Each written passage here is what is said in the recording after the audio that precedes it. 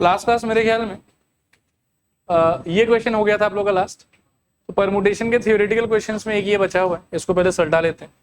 आओ देखो फटाफट कौन सा पार्ट कॉम्प्लिकेटेड लग रहा है ये बताओ। आरएचएस, तो उसी से बिगिन करते हैं एक बार। देखो आप आरएचएस में क्या लिखा हुआ है, n-1 पी आर और प्लस मेरे ख्याल में r into n-1 P R minus. Calculation ठीक ठाक है, थोड़ा ध्यान से देखते जाना, कुछ कंफ्यूजन हो तो बताना। ये आरएचएस हो गया आपका। इसको खोल दोगे फॉर्मूले से तो ऊपर आ जाएगा मेरे ख्याल में फैक्टोरियल n-1, नीचे आएगा फैक्टोरियल n-1 माइनस आर और plus r times of factorial n-1, नीचे देखोगे आप तो ये आएगा n-1 ब्रैकेट के अंदर फैक्टोरियल ये r-1।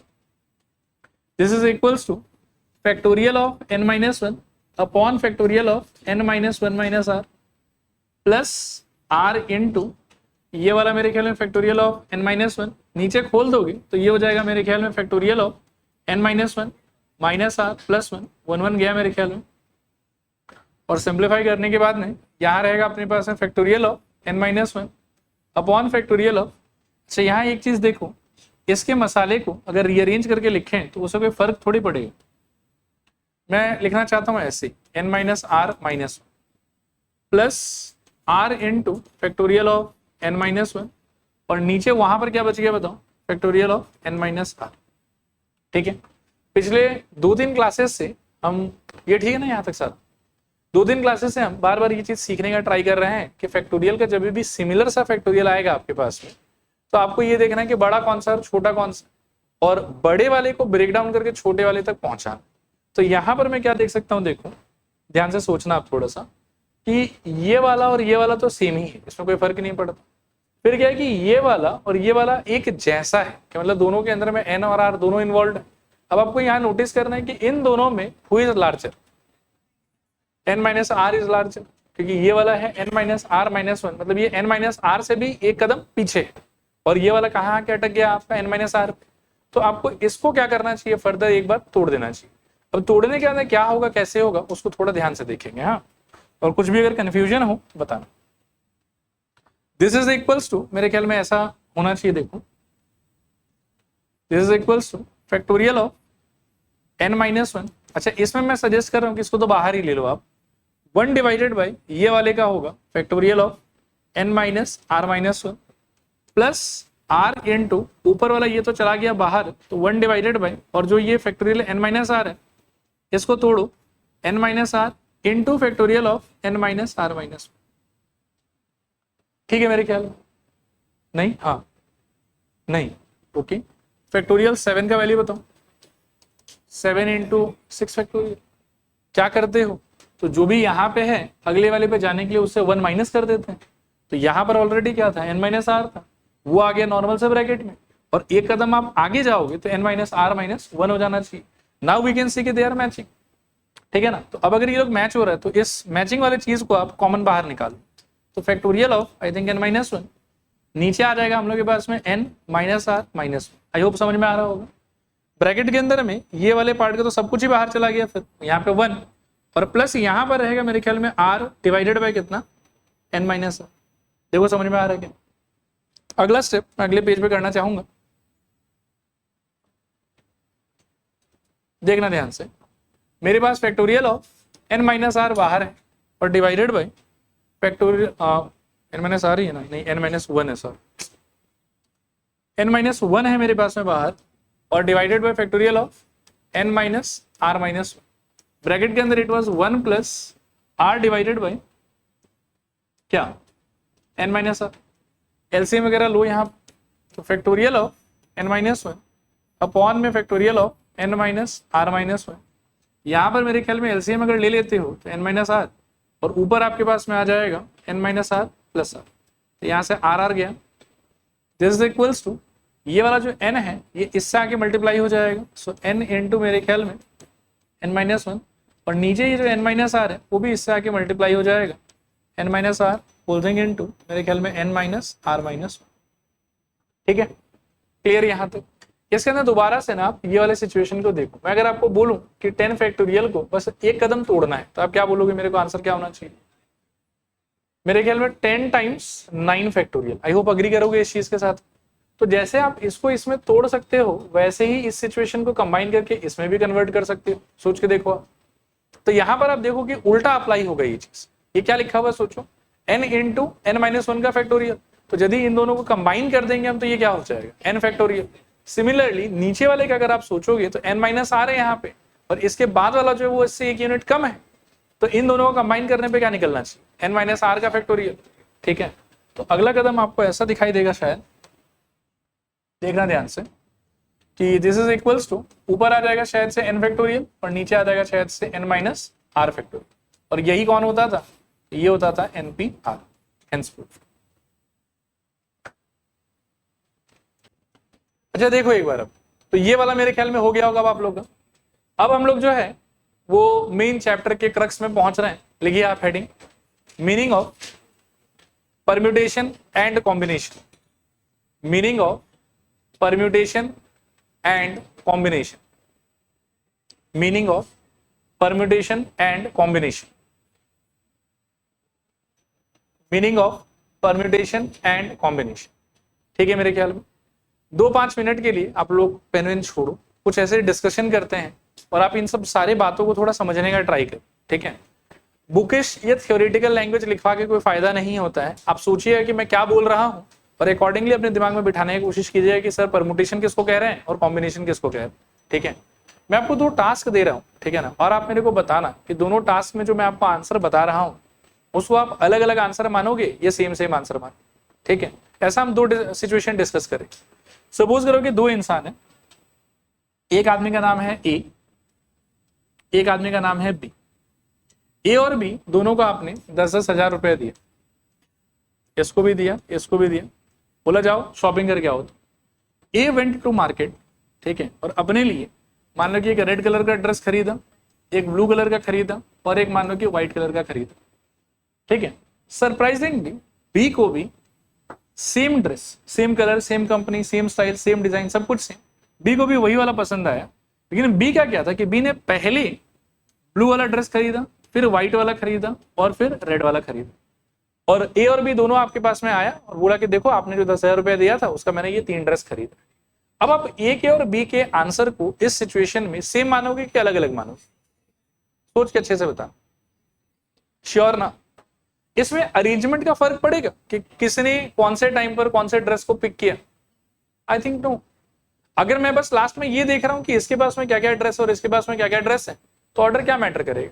इसके पास भी एक रेड, एक ब्लू, एक व्हाइट ड्रेस है, इसके पास में भी एक ब्लू, एक व्हाइट, एक रेड ड्रेस है, तो लास्ट में आके तो दोनों मेरे लिए सेम हो गए। आया बात समझ? इस टाइप के सिचुएशन को जहां पर अरेंजमेंट इंपॉर्टेंट नहीं होता है उसको हम बोलते हैं कॉम्बिनेशन का सिचुएशन। किसका सिचुएशन बताओ? कॉम्बिनेशन, जहां पर सिर्फ सिलेक्शन इंपॉर्टेंट है। ठीक है, कि आपने एक रेड ड्रेस सेलेक्ट किया, एक आपने ब्लू ड्रेस सेलेक्ट किया और एक आपने व्हाइट ड्रेस सेलेक्ट किया। इसने भी एक ब्लू, एक व्हाइट, एक रेड सेलेक्ट किया, सेलेक्ट कर लिया दोनों ने, और दोनों ने सिंस सेम सिलेक्शन किया है, हेंस आई कैन से कि my final answer is same according to the given question. अब सपोज करो कि ये बंदा अपना खरीदा हुआ ड्रेस को घर जाता है, अपने वार्डरोब के अंदर में 3 स्पेस है उसके पास में कपड़ा जचाने के लिए, और उसने जिस ऑर्डर में चूज किया था उसी ऑर्डर में वो कपड़ा जचा देता है, रेड, ब्लू, व्हाइट। और मान लो कि ये बी बंदा भी जो है वो अपने घर जाता है, इसके पास भी अलमीरा है, इसके पास भी उसके अंदर में 3 खन है, और ये मान लो कि पहले ब्लू रखता है, फिर व्हाइट, फिर रेड रखता है। अब आप सोचना कि जब ये ड्रेस ला के आपको दिखा रहा था और मैंने आपसे पूछा कि इसका शॉपिंग सेम कि अलग अलग, तो आपका आंसर था सेम। लेकिन जब किया हुआ शॉपिंग को घर जाके इसने जचा लिया, तो जचाने के बाद में इसका अरेंजमेंट सेम कि अलग अलग? अब तो अलग अलग, क्योंकि अब तो मान लो कि फर्स्ट पोजीशन पे रेड दिखेगा आपको, इसके फर्स्ट पोजीशन पर आपको क्या दिखेगा? ब्लू दिखेगा। उसके फर्स्ट में क्या दिखेगा? उसके सेकंड में ब्लू, इसके सेकंड में व्हाइट, उसके थर्ड में व्हाइट, इसके थर्ड में क्या दिखेगा? रेड। लेकिन जब ये शॉपिंग करके आ रहा था और आपको ड्रेस दिखा रहा था, तो बस 3 झोला होगा इसके हाथ में, ऐसे पकड़ा देगा आप, तीनों ही फर्स्ट है या तीनों ही थर्ड है या तीनों ही सेकंड, उसमें ऑर्डर का इतना कोई इंपॉर्टेंस नहीं। तो शॉपिंग करके आया, क्या शॉपिंग करके आया? इसका आंसर ये दोनों सेम है, भले ही कोई भी ऑर्डर में सेलेक्ट किया हो, फर्क नहीं पड़ता उससे। लेकिन शॉपिंग करके आने के बाद में अपने कपड़े को जब मान लो कि घर में जचा लेता है वो, तो जचाने वाला जो चीज है ना, वो अगर ऐसा होगा तो इसको हम 2 अलग अलग आंसर माने। तो इस टाइप के सिचुएशन को बोला जाता है परमुटेशन का सिचुएशन। एनी सिचुएशन जिसमें ऑर्डर इज नॉट इंपॉर्टेंट या order of arrangement is not important, आप कैसे भी चीजों को जचाओ, at the end of the day आप उस दोनों जचाने के पार्ट को इग्नोर मार के दोनों आंसर को सेम मान लो, तो उस टाइप के सिचुएशन को हम लोग बोलेंगे कि ये कॉम्बिनेशन का situation.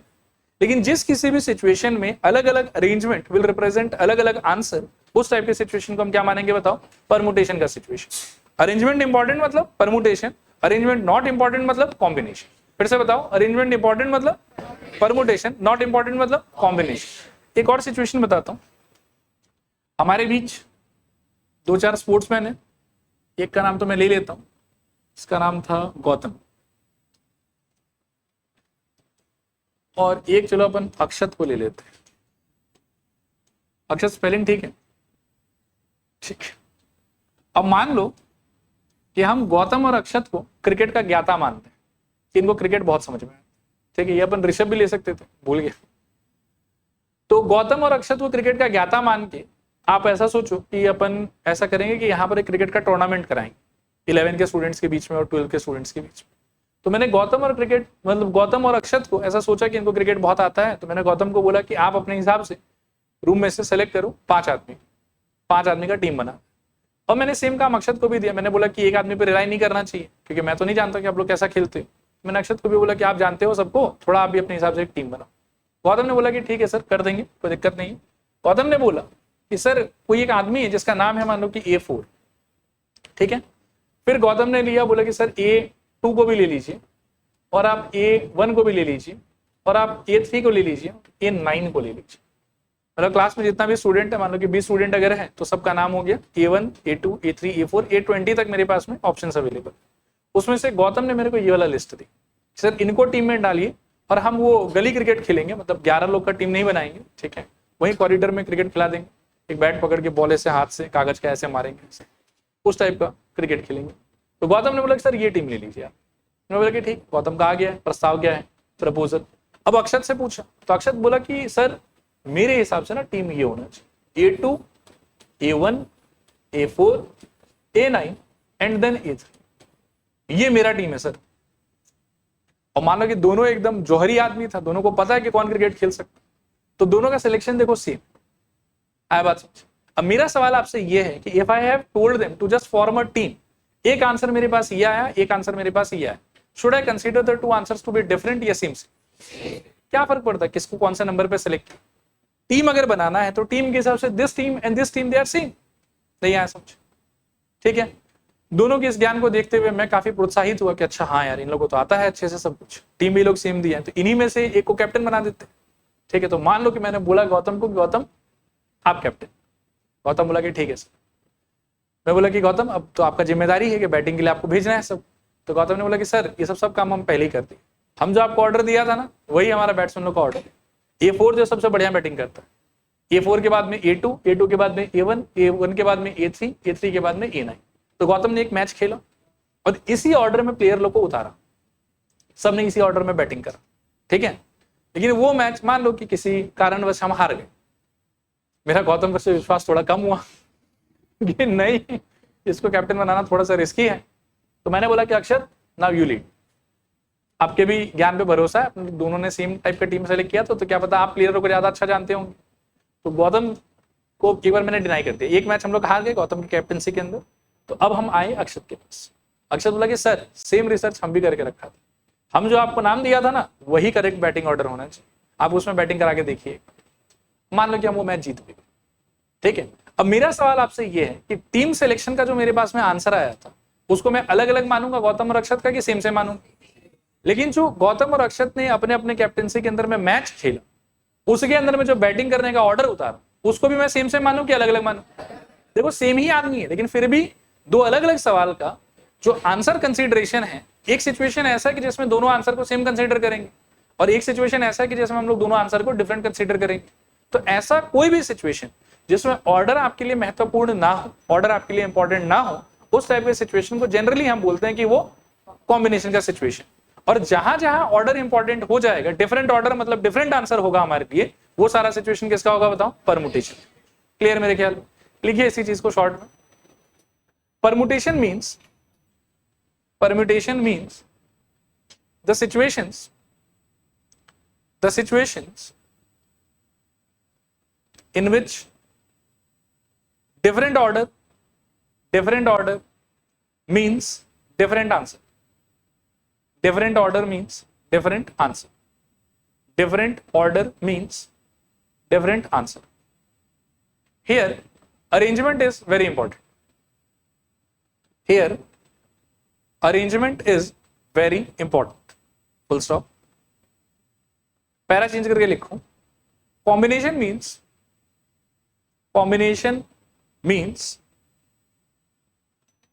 situation where arrangement is not important. Situation where arrangement is not important. Only selection is important. Only selection is important. Only selection is important. ठीक है मेरे ख्याल में. इस पैरा पे ध्यान मत दो, जो समझाया वो मैंने लिखवा दिया आपको. ठीक है, चलो आगे. फिर यहां से आगे देखो, इसके बाद में क्या है कि परमुटेशन से रिलेटेड कोई 4 हमारे पास में फॉर्मूला है. ठीक है, ये चारों फॉर्मूला मैं आपको समझाऊंगा एक एक करके. और इंटरेस्टिंग बात यह है कि इन चारों फॉर्मूला को चाहे याद रखो, चाहे आप अपना पुराना फंडामेंटल प्रिंसिपल ऑफ काउंटिंग को रिकॉल करो, उन दोनों से ही आप सारे क्वेश्चन को भली बात अच्छे से सॉल्व कर पाओ. कोई टेंशन वाला बात नहीं. ठीक है, तो मैं एक एक करके फॉर्मूला समझाने के लिए आपको पहले सिचुएशंस बताता हूं. पहला सिचुएशन मेरी तरफ से ये है आपके लिए कि how many words can be made by using letters of word God. ठीक है, एक एक करके समझना, एकदम डिटेल में समझेंगे हम. ये क्वेश्चन समझ में आ रहा है आपको? इस क्वेश्चन को मैं अगर और ज्यादा मान लो कि माइन्यूट टास्क में तोड़ दो, छोटा छोटा काम में तोड़ दो, तो मेरा काम क्या है? मुझे लगता है कि मेरे पास में 3 ऑब्जेक्ट है, 3 लेटर के नाम पे, G, O, D, और इन्हीं 3 लेटर को यूज करके मुझे वर्ड बनाना है. ठीक है, अब क्वेश्चन में देखो कहीं कुछ मेंशनिंग नहीं है कि रिपीटेशन होगा, रिपीटेशन नहीं होगा, आपका वर्ड कितने लेटर का होना चाहिए, ये सब भी कुछ नहीं बोला होगा. तो ऐसे यदि किसी क्वेश्चन में सब कुछ एकदम सन्नाटा रहे कि कहीं कुछ नहीं है, मतलब आपको बाय डिफॉल्ट मान के चलना है कि रिपीटेशन इज नॉट अलाउड. पहला बात. दूसरा बात है कि नंबर ऑफ वर्ड्स के मतलब लेटर्स के बारे में इन द वर्ड अगर नहीं मेंशन किया हुआ है, दैट मीन्स कि आप सारा ही लेटर यूज करें. तो इनडायरेक्टली ये बोल रहा है आपको कि गॉड वर्ड के लेटर्स को यूज करके आप कितना अलग अलग 3 लेटर वाला वर्ड बना सकते हैं. 6, वेरी सिंपल. इस 6 को पहले तो हम देखते हैं कि फंडामेंटल प्रिंसिपल ऑफ काउंटिंग से ये कैसे हल हो सकता है. तो फंडामेंटल प्रिंसिपल ऑफ काउंटिंग के आइडियाज अगर आप जाओगे तो आपके पास में 3 प्लेस है भरने के लिए. सही कह रहा हूं शायद? ठीक है, पहले प्लेस को भरने का तरीका 3, सेकंड वाले को भरने का तरीका 2 और लास्ट वाले को भरने का तरीका 1. सिंस सारा भरने के बाद ही आपका वर्ड कंप्लीट होगा, इसीलिए सब कुछ क्या होना चाहिए? मल्टीप्लाई. एंड बिल्कुल आप लोगों ने सही जवाब दिया, आंसर क्या हो जाएगा? 6. लेकिन इसी चीज को आप परमुटेशन के कॉन्टेक्स्ट में, फैक्टोरियल नोटेशन के कॉन्टेक्स्ट में ये भी सोच सकते हैं कि सिंस मेरे पास में 3 ऑब्जेक्ट था, 3 प्लेस था, रिपीटेशन अलाउड नहीं था, देयरफॉर मेरा आंसर हो जाएगा 3 फैक्टोरियल. आप सोचो, 3 × 2 × 1 को ही तो आप 3 फैक्टोरियल भी बोलते थे. आया बात समझ? तो आज के बाद में जब भी इस टाइप का कोई सवाल आएगा जिसके अंदर में मेरे पास में कुछ ऑब्जेक्ट्स होगा, जितना ऑब्जेक्ट्स होगा उतना ही मेरे पास में प्लेसेस होगा, सारा ऑब्जेक्ट देखने में बिल्कुल एक दूसरे से अलग अलग, एंड मेरे को रिपीटेशन अलाउड नहीं रहेगा, तो उस टाइप के सिचुएशन में टोटल पॉसिबल अरेंजमेंट को या तो आप आराम से फैक्टोरियल नोटेशन से कर लो, फैक्टोरियल 3, और या फिर आप फंडामेंटल प्रिंसिपल से कर लो. ठीक है, दोनों से आंसर सेम आता है. अब इस चीज को हम कैसे याद रखेंगे? तो हमारा पॉइंट क्या आप देखो, यहाँ total number of ways of arranging n distinct object, यहाँ पे 3 डिस्टिंक्ट ऑब्जेक्ट. ठीक है, एट n डिस्टिंक्ट प्लेसेस, जितना मेरे पास में ऑब्जेक्ट उतना ही मेरे पास में प्लेस. ठीक है, without repetition none of the object should be repeated anywhere, का आंसर होगा n फैक्टोरियल. ये आपका पहला थ्योरम है, ये पहला रूल है परमुटेशन के. हालांकि मैं बोलूंगा कि n फैक्टोरियल यूज करो चाहे आप fundamental principle of counting use करो, फर्क नहीं पड़ता, आंसर सेम है. आया बात समझ? क्लियर है कि नहीं क्लियर है ये बताओ? फिर से रिपीट करूं, बोलो. देखो आप लोग के अंडरस्टैंडिंग के लिए मैं एक एग्जांपल और लेता हूं. मान लो कि सारा क्वेश्चन आपका सेम है, ठीक है, और इस बार बस मैं एक काम चेंज करूंगा आपके लिए कि गॉड के जगह क्वेश्चन इज सेम, ठीक है, गॉड के जगह लेटेस्ट टेक मंडे, MONDAY, ठीक है, एंड आई टेल यू कि make all the possible words, ठीक है, from the letters of the word Monday. आप मैन्युअली इसको कैसे कर सकते हो बताओ? 1 2 3 4 5 6, तो मतलब भरने के लिए आपके पास में 1 2 3 4 5 6 जगह हो। पहले जगह को भरने का तरीका 6, सेकेंड वाले को, नेक्स्ट वाले को, नेक्स्ट वाले को, नेक्स्ट वाले को, नेक्स्ट वाले को। वर्ड कंप्लीट कब होगा आपका? जब सारा फिल कर दोगे, तो सारे को क्या करना पड़ेगा आपको? मल्टीप्लाई। और इतना लंबा ना करके इसके बिहाफ पे आप एक सिंपल काम कर सकते थे, 6 फैक्टोरियल।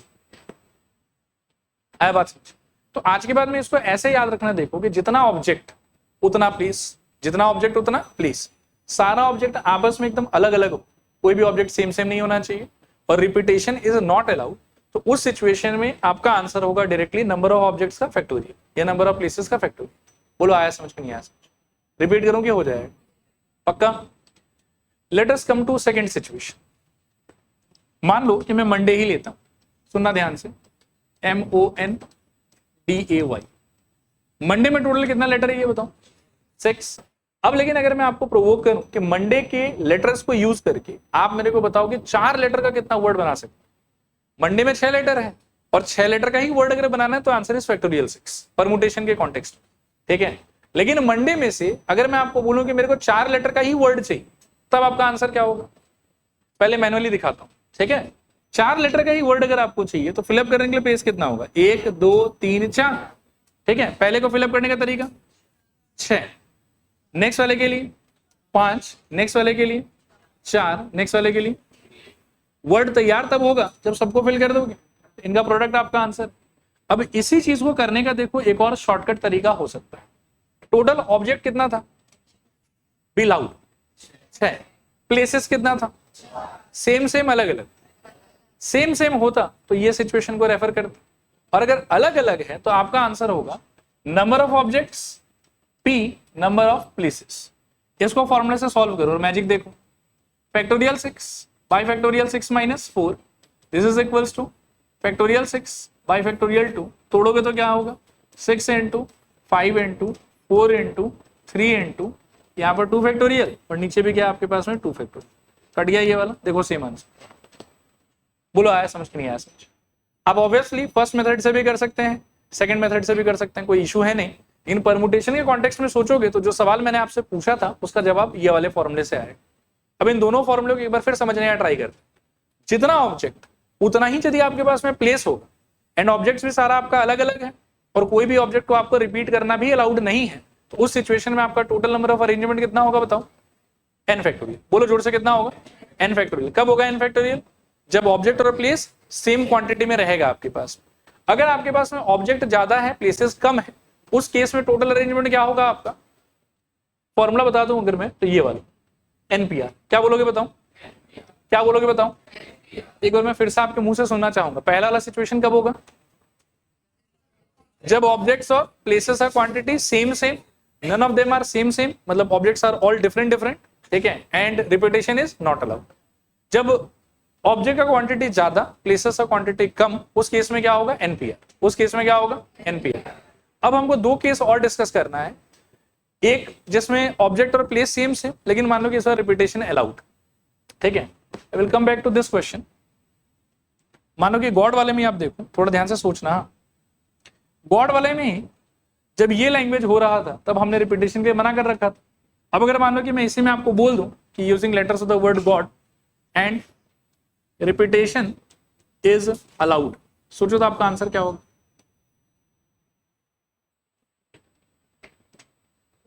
अगर रिपीटेशन अलाउ कर दोगे तो फर्स्ट प्लेस को भरने का तरीका 3, सेकंड वाले को भी, लास्ट वाले को भी, और टोटल कितना हो जाएगा?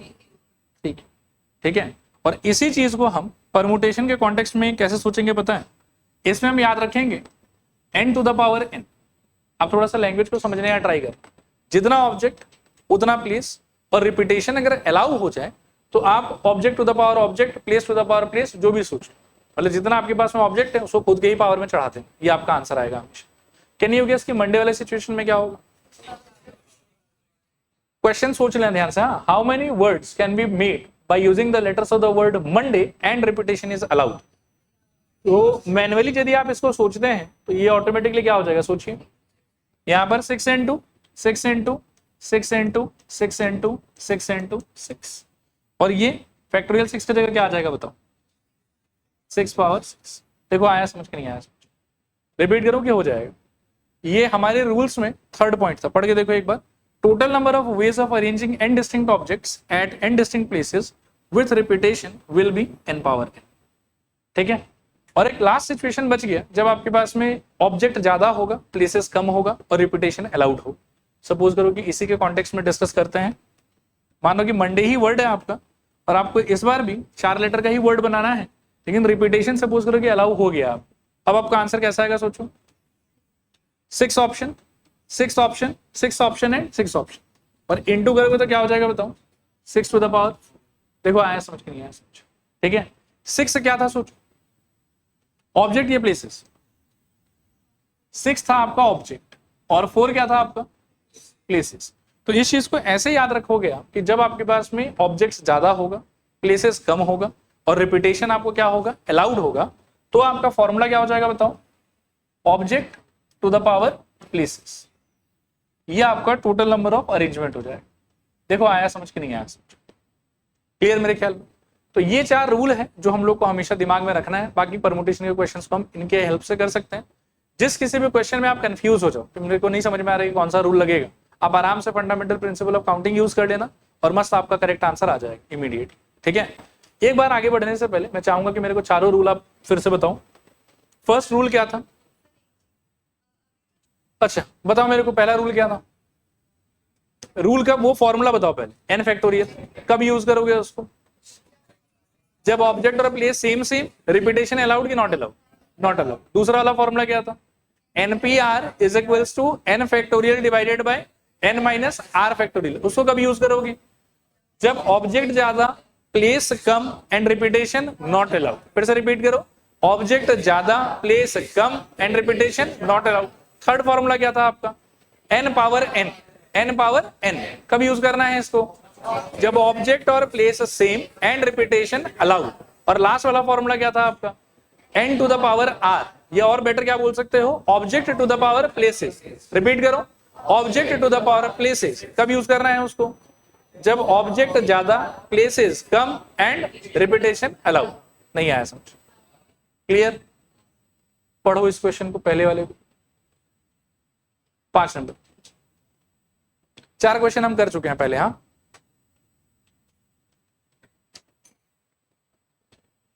अच्छा मेरे ख्याल में रेडी आप लोग करने के लिए। चलो बताओ मेरे को क्या आंसर होगा इसका। आपके पास में पहले बताओ कि प्लेसेस कितना है, क्योंकि 4 डिजिट का कोड है तो प्लेसेस आपके पास में 4 है। उस 4 जगहों पे फिलअप करने के लिए मसाला कितना है आपके पास? अच्छा, what do you think, repetition allowed कि नॉट अलाउड?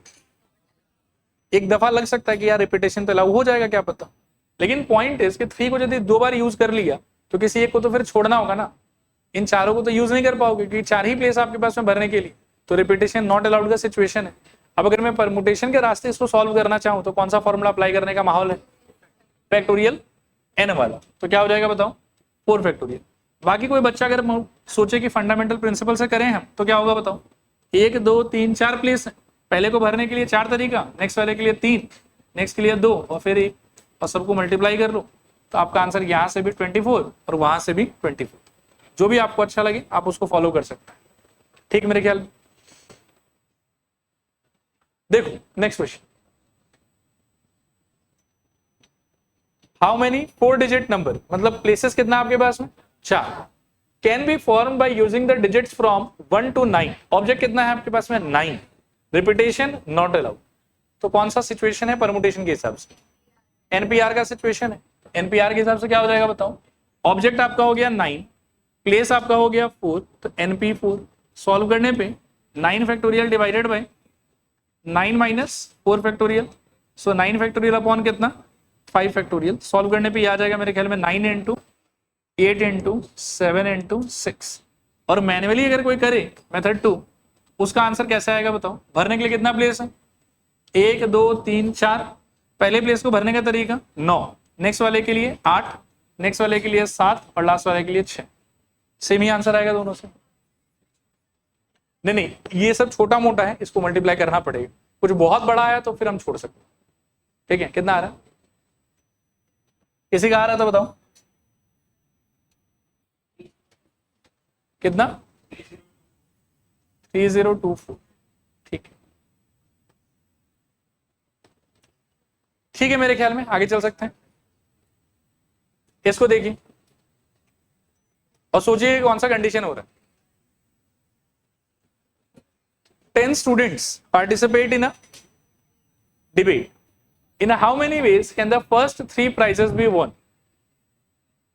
देखो, इसको मैं आपको एक दूसरे नजरिए से भी थोड़ा समझाने का ट्राई करता हूँ।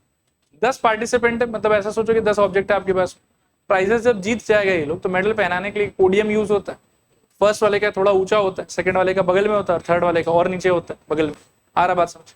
3 आपके पास में प्लेस हो गया। रिपीटेशन अलाउड कि नॉट अलाउड? क्वेश्चन के लैंग्वेज के हिसाब से नॉट अलाउड। तो कौन सा सिचुएशन है? First formula, second formula, third या फोर्थ? सेकंड फॉर्मूला का सिचुएशन है। नंबर ऑफ ऑब्जेक्ट्स कितना? 10। नंबर ऑफ प्लेसेस कितना? 3। सॉल्व करने पे क्या आएगा? 10 factorial divided bye factorial of 10 - 3। Further solve करने पे 10 × 9 × 8 × 7 फैक्टोरियल, और नीचे क्या हो जाएगा सोचो? 7 फैक्टोरियल। दोनों काट सकते हो और ये मेरे ख्याल में 720 आया समझ। और कोई अगर मान लो कि मैनुअली सोचे फंडामेंटल प्रिंसिपल ऑफ काउंटिंग, तो उसको क्या दिखेगा? First price, second price, third price. यहां फिल करने के लिए कितना ऑप्शन? 10, नेक्स्ट वाले के लिए 9 और लास्ट वाले के लिए फिर से 8। तीनों प्राइस अगर मैंडेटरी है डिस्ट्रीब्यूट करना, आंसर हो जाएगा आपका फिर से 720। देखो क्लियर है कि नहीं? रिपीट करूं क्या हो जाएगा? चलो अगला क्वेश्चन देखते हैं। फिर इसको देखो। अच्छा बताओ क्या होगा इसका आंसर? पहले मेरे को बताओ कि ऑब्जेक्ट कितना? ऑब्जेक्ट मेरे ख्याल में 20 है। 20 लड़का है आपके पास में। अब प्राइस देने के लिए आपके पास में फिर से 3 टू ही है, फर्स्ट, सेकंड और थर्ड। इस बार लेकिन पिछले बार के कॉन्टेक्स्ट में थोड़ा सा डिफरेंट है। डिफरेंट क्या है? पिछले बार एक आदमी को एक ही प्राइस मिल सकता है, मतलब जिसको फर्स्ट मिल गया है उसको सेकंड नहीं मिल सकता, जिसको सेकंड मिल गया है उसको फर्स्ट या थर्ड नहीं मिल सकता, और जिसको थर्ड मिल गया उसको फर्स्ट या सेकंड नहीं मिल सकता। इस बार क्या बोल रहा है कि एक ही आदमी को जितना प्राइस देने का मन है दे दो, मतलब एक ही आदमी को फर्स्ट, सेकंड, थर्ड तीनों दे दो। आया बात समझ? तो आप ऐसा समझो, सोचना थोड़ा ध्यान से कि ये फर्स्ट प्राइस वाले का जगह है, ये सेकंड वाले का और ये थर्ड वाले का। एक बार पहले मैनुअली समझा रहा हूँ। इसको फिलअप करने के लिए कितना ऑप्शन? 20। अगर एक आदमी को एक ही प्राइस मिलता तो जिसको फर्स्ट प्राइस मिल गया वो सेकंड वाले प्राइस का दावेदार नहीं होता। लेकिन यहाँ तो बोल रहा है कि जिसको मर्जी जितना प्राइस दे दो, तो जिसको फर्स्ट मिला है वो भी सेकंड प्राइस के लिए क्लेम कर सकता है। आया बात समझ? तो इसके लिए भी ऑप्शन क्या हो जाएगा आपके लिए? 20। और नेक्स्ट वाले के लिए भी ऑप्शन क्या हो जाएगा आपके लिए? 20। तो एक तरीके से आप कह सकते हो कि रिपीटेशन इसमें क्या हो गया आपके लिए? अलाउ। आया बात समझ? Number of object 20, number of places 3, लेकिन रिपीटेशन एक तरीके से क्या है? अलाउ। तो फॉर्मूले के कॉन्टेक्स्ट में भी अगर आप देखते हो तो आई थिंक फोर्थ फॉर्मूला क्या हो जाएगा बताओ? Number of objects to the power number of places. और यहां से भी सॉल्व करोगे तो सेम ही आंसर है। इसका आंसर भी कितना है? 20 का क्यूब। देखो क्लियर है कि नहीं क्लियर? रिपीट करूं कि हो जाएगा? देखो इसको देखो,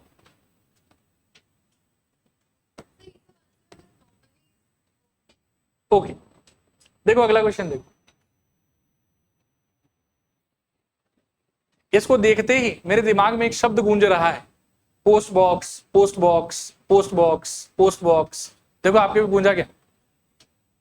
पोस्ट बॉक्स में क्या था?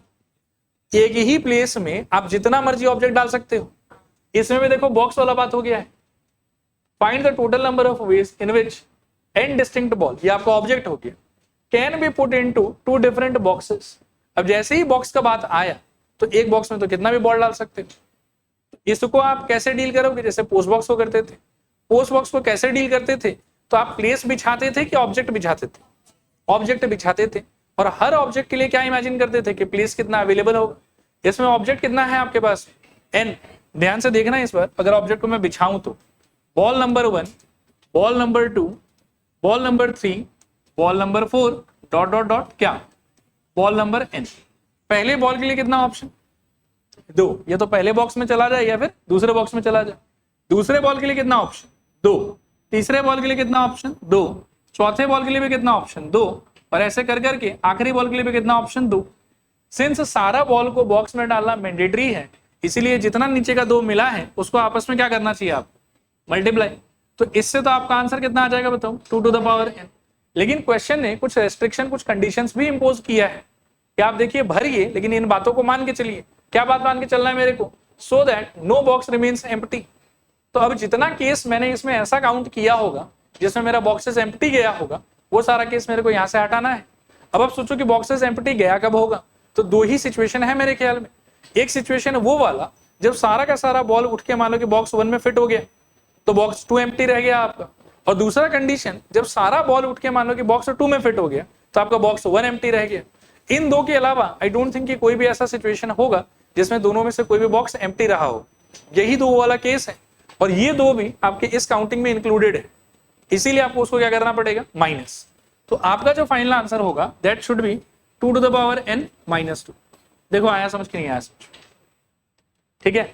रिपीट करना किसी पार्ट को तो बताओ, ठीक है। देखो मैं फिर बताता हूँ, बॉल 1 के लिए how many boxes do you have, 2। Ball 2 के लिए 2, बॉल 3 के लिए 2, एंड सारे बॉल्स के लिए 2 है आपके पास। तो total ways of putting all the balls in the 2 boxes will be equals to 2 to the power n। लेकिन क्वेश्चन से इसकी टोटल वेज मत बताओ मेरे को, तो वो सारा वेज बताओ जिसमें दोनों में से कोई भी बॉक्स एम्प्टी नहीं गया होगा। और दोनों बॉक्स में से किसी को भी एम्प्टी अगर नहीं करना है तो आई थिंक कि इसके अंदर में 2 ही इलीगल, ठीक है, नॉन वैलिड केस हमने काउंट किया है। एक केस कौन सा, जब सारा बॉल पहले बॉक्स में चला गया, सेकंड वाला खाली रह गया, और दूसरा कि जब सारा बॉल सेकंड वाले में चला गया और पहला खाली रह गया। अपार्ट फ्रॉम दीज 2 सिचुएशन दोनों बॉक्स में कुछ कुछ बॉल तो गया ही होगा, आया बात समझ, इसलिए 2 इनवैलिड केस है और उस 2 को हमने कर दिया minus, and hence this is our answer. अगर क्वेश्चन के अंदर में ये वाला पार्ट नहीं होता ना तो ये हमारा आंसर, समझे, लेकिन सिंस ये वाला पार्ट है इसलिए हमारा आंसर ये वाला। चलो आगे यहां से, ओके। अगला सवाल देखिए,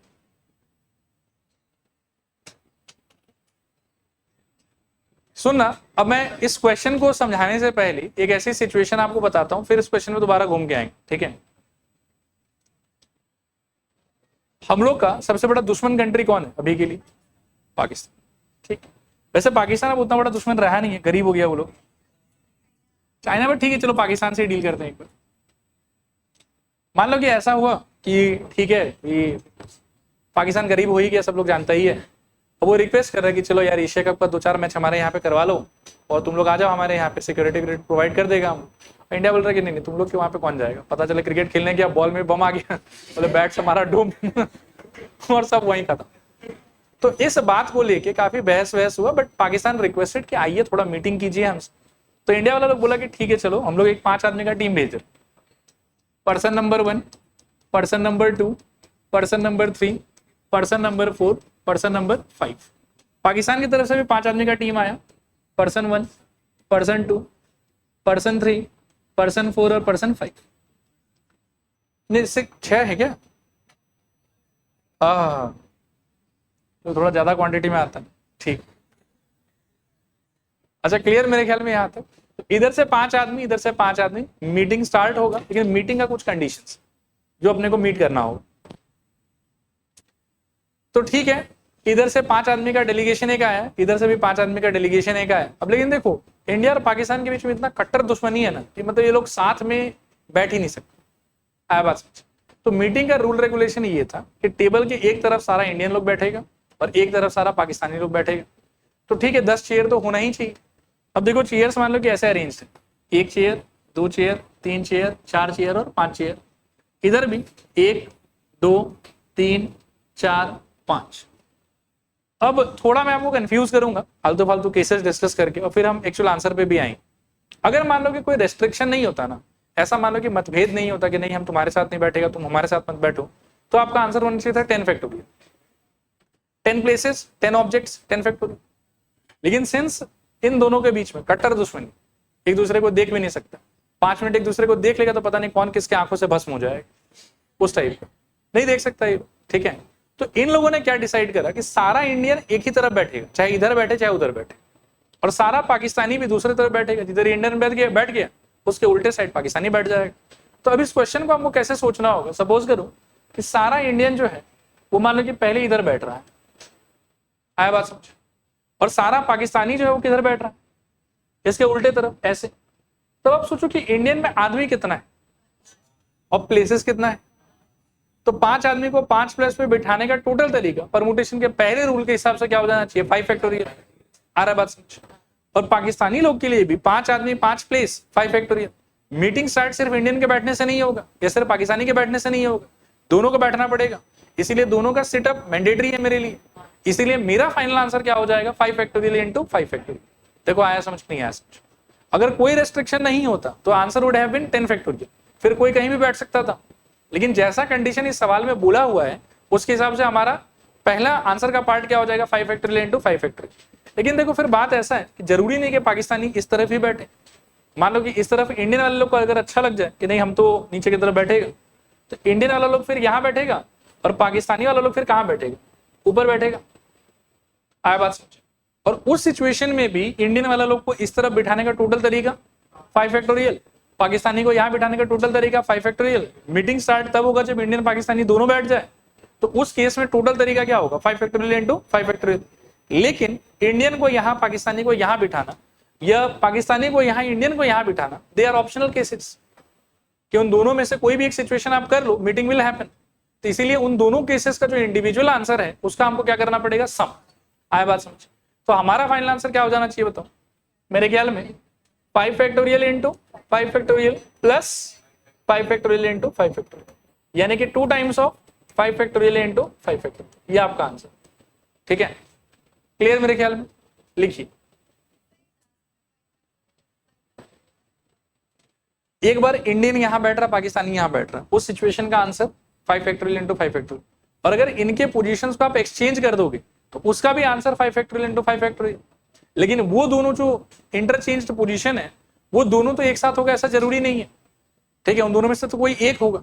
तो उन दोनों सिचुएशन को हम मैंडेटरी नहीं मानेंगे, वो दोनों मेरे लिए ऑप्शनल है कि या तो ये वाला कर लो या ये वाला कर लो, इसीलिए बीच में एडिशन, ठीक है। क्वेश्चन में, हाँ क्वेश्चन में टोटल वेज पूछा है मेरे, डन मेरे ख्याल में। लिखिए required number of ways is equals to 5 factorial into 5 factorial plus 5 factorial into 5 factorial, and this is equals to 2 into 5 factorial into 5 factorial, ठीक है मेरे ख्याल में। अच्छा अगला क्वेश्चन देखो, और इस पे 5 स्टार लगाओ, जनरली ये समझ में नहीं आता जल्दी से। एक बार इस सवाल से बाहर निकलो, थोड़ी देर के बाद में आएंगे इस question. Let's take a blank page. अब एक सिचुएशन मैं आपको बता रहा हूं और इस सिचुएशन का आप आंसर करने का ट्राई कर। मान लो मेरे पास में हाथ में एक क्वेश्चन पेपर है जैसे 5 ट्रू एंड फॉल्स का क्वेश्चन। तो पहले मेरा क्वेश्चन आपसे ये है कि in how many ways can you answer all the questions. नहीं 5 क्वेश्चन है, पांचों आपको आंसर करना। हाँ 32। देखो ये चीज हमने डिस्कस कर रखा है। पहला क्वेश्चन को आंसर करने का कितना तरीका, 2। सेकंड क्वेश्चन को आंसर करने का 2, थर्ड क्वेश्चन को आंसर करने का 2, फोर्थ को भी आंसर करने का 2 और फिफ्थ को भी आंसर करने का 2। Are you getting that point? तो पांचों क्वेश्चन को आंसर करने का टोटल तरीका क्या हो जाएगा, 2 इंटू 2 इंटू 2 इंटू 2, कितने बार, 5 बार। और उसके चक्कर में it will be 2 to the power 5 which is equals to 32। इसमें कोई कंफ्यूजन है कि क्लियर है? एक बार ऐसे जस्ट वेरीफाई करने के लिए, इफ आई टेल यू कि आई हैव 7 क्वेश्चंस और all are true and false questions, in how many ways can you answer them? 2 to the power 7. तो you are getting the idea. अब आप मेरे question को ध्यान से सुन। पहले मैंने आपसे पूछा कि 5 सवाल है मेरे पास में, पांचों को आंसर करने का टोटल तरीका आपके हिसाब से क्या हो सकता है बताइए। तो आपने बोला 2 to the power 5। अब इसी सिचुएशन को मैं आपको पता है कि एकदम जलेबी की तरह गोल गोल घुमा के घटिया सा लैंग्वेज बोलूंगा और उसका भी आंसर यही वाला होगा। वो लैंग्वेज समझो कि क्या है। मैं आपको बोलूं कि मेरे पास में एक क्वेश्चन पेपर है जिसमें 5 ट्रू एंड फॉल्स का क्वेश्चन। मैं एक क्लास में गया, फिर मैंने एक टेस्ट लिया, बच्चों को पेपर देके, फिर सारे बच्चों का आंसर स्क्रिप्ट मैंने कलेक्ट कर लिया। कलेक्ट करने के बाद में आई वाज सरप्राइज्ड कि किसी भी 2 बच्चे का आंसर स्क्रिप्ट सेम नहीं था और मेरे क्वेश्चंस को आंसर करने का जितना डिफरेंट पॉसिबल वे दुनिया में हो सकता था वो सारा आंसर स्क्रिप्ट मेरे को मिल गया। बताओ क्लास में कितना बच्चा था? देखिए ट्विस्ट। क्वेश्चन में फिर से रिपीट करता हूं, मैं दोनों क्वेश्चन बताता हूं। In how many ways can you answer 5 true and false question बताओ? 32। इसमें तो कोई डाउट ही नहीं है। अब दूसरा लैंग्वेज समझो कि मैं क्लास गया, फिर वो पेपर मैंने सबको दिए, सबने उसको सॉल्व किया और सबने अपना अपना पेपर मुझे सबमिट किया। सबमिट करने के बाद में जब मैं सबके पेपर्स को चेक कर रहा था तो मेरे को ऐसा मिला कि किसी भी दो स्टूडेंट का आंसर्स सेम नहीं है, ठीक है, no two students have written same answers. पहला बात ये। दूसरा बात कि इस 5 सवाल को आंसर करने का जितना भी ब्रह्मांड में तरीका हो सकता था, सारा टाइप का आंसर स्क्रिप्ट मेरे पास है। तो बताओ मेरे क्लास में कितना स्टूडेंट रहा हो? 32। जितने तरीके से मैं आंसर कर सकता था उतना बच्चा था मेरे क्लास में, सबने एक एक तरीके से आंसर किया, इसीलिए किसी का भी आंसर स्क्रिप्ट मैच नहीं हो रहा और मेरे को सारा पॉसिबल जो आंसर हो सकता था वो मिल गया। नहीं आया समझ? थोड़ा पूरा पक्का? अब मैं simple question and complicated language दोनों फिर से बोलूंगा। इस बार एक नया सिचुएशन, आप थोड़ा सोच के बताना। मेरे पास में 5 ट्रू एंड फॉल्स क्वेश्चन है, ठीक है। मैं फिर से क्लास में गया, मैंने सबको दिया वो करने के लिए, सबने अपना अपना आंसर लिख के मेरे को सबमिट किया। पेपर चेक करने के बाद में आई रियलाइज्ड कि मेरे पास में जितना भी आंसर स्क्रिप्ट आया है, किसी भी दो आंसर स्क्रिप्ट में एकदम एग्जैक्टली सेम आंसर्स नहीं, ठीक है। And nobody has written all the answers correctly. तो बताओ क्लास में कितना बच्चा रहा हो?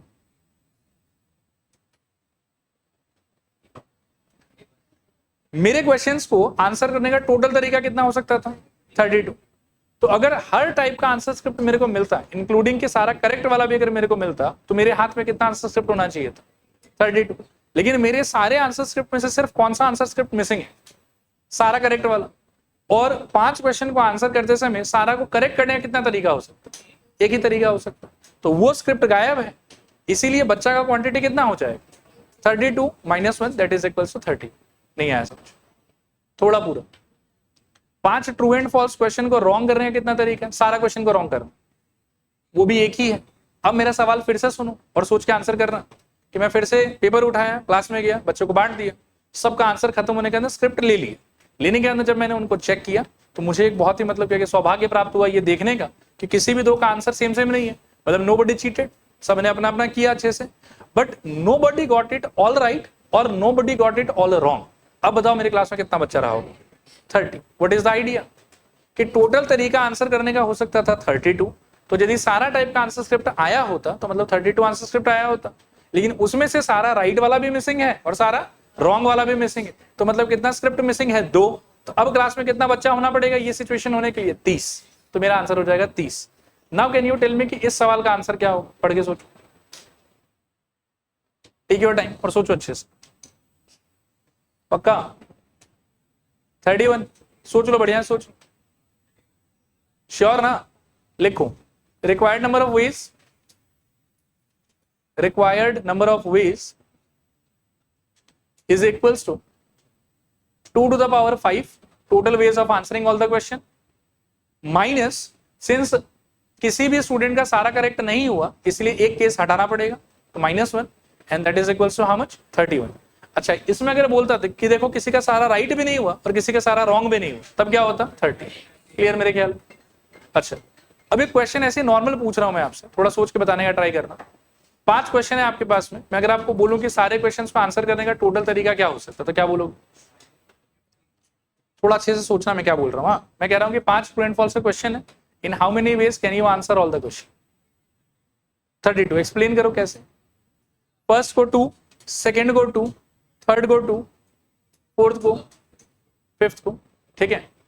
इस लैंग्वेज में I have made it mandatory कि आपको आता है चाहे नहीं आता उससे फर्क नहीं पड़ता, you have to attempt all the question.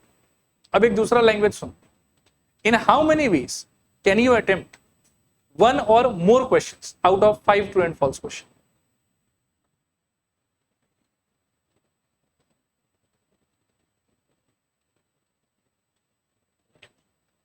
मैं बताता हूं आपको, आप पहले फिर से एक बार लैंग्वेज सुनो, फिर मैं आपको डिफरेंस बताऊंगा, then we will try to reach the answer. पहला क्वेश्चन मैं आपसे ये कह रहा था कि in how many ways can you answer 5 true and false question? In how many ways can you answer 5 true and false question? दूसरा मैं आपसे ये कह रहा हूं कि in how many ways can you answer 5 true and false question attempting 1 or more answers? देखो मैं पहले आपको डिफरेंस समझाता कि दोनों के लैंग्वेज में डिफरेंस क्या। पहले वाले में I have made it mandatory कि आपको सारा क्वेश्चन अटेम्प्ट करना ही पड़ेगा, आप एक भी छोड़ नहीं सकते। सेकंड वाले में मैंने क्या करा आपके लिए कि मैंने आपको छोड़ना भी अलाउ कर दिया। जब मैंने बोला कि 5 आंसर करना है तो फिर सब में ट्रू फॉल्स कुछ तो भरना पड़ेगा आपको। लेकिन अगर मैंने आपको बोला कि यू कैन अटेम्प्ट 1 और मोर क्वेश्चन, तो मतलब आप क्वेश्चन छोड़ भी सकते हो। आप एक क्वेश्चन कर लो, बाकी छोड़ दो, आप 2 क्वेश्चन कर लो, बाकी छोड़ दो। तो मैंने छोड़ना अलाउ कर दिया आपको। अब जब मैंने आपको छोड़ना अलाउ किया, तो आप ध्यान से अगर सोचेंगे तो हर क्वेश्चन के रेस्पेक्ट में now instead of 2 options you have 3 option. पहले जब सबको अटेम्प्ट करना मैंडेटरी था, तब आपके पास में 2 ही ऑप्शन था कि या तो ट्रू डालो या फिर फॉल्स डालो। लेकिन जब मैंने आपको ये अलाउ किया कि क्वेश्चन आप छोड़ भी सकते हो, तो आपके पास में 3 ऑप्शन है, ट्रू डालो, फॉल्स डालो, छोड़ दो। आया बात समझ?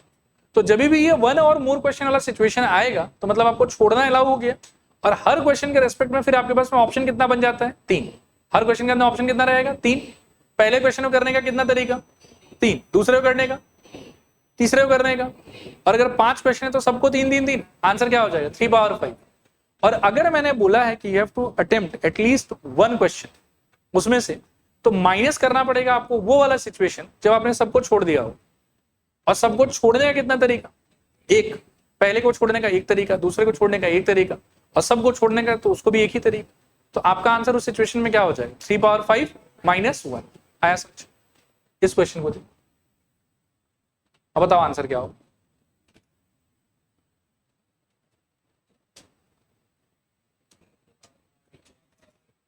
दस ट्रू फॉल्स क्वेश्चन है and you have to attempt 1 और मोर क्वेश्चन। और 1 और मोर क्वेश्चन जब अटेम्प्ट करने के लिए बोल रहा है, it is not forcing you to attempt all the question, that means कि आप छोड़ भी सकते हो। तो हर क्वेश्चन के रेस्पेक्ट में कितना ऑप्शन आपके पास में? 3। 10 क्वेश्चन अटेम्प्ट करना है तो 3 इंटू 3 इंटू 3 इंटू 3 कितने बार? 10 बार। तो क्या हो जाएगा? 3 टू द पावर 10 माइनस वो वाला केस जब आपने सारा छोड़ दिया होगा। और सारा यदि छोड़ना है आपको तो उसका तो 1 ही तरीका है, इसीलिए माइनस। नहीं आया समझ? थोड़ा पूरा ठीक है। एक लास्ट क्वेश्चन कर लो बस आज के लिए, फिर घर जा सकते हो। पढ़ो इसको, वेरी सिंपल। और अगर आप आंसर दे दोगे तो मुझे ज्यादा अच्छा लगेगा।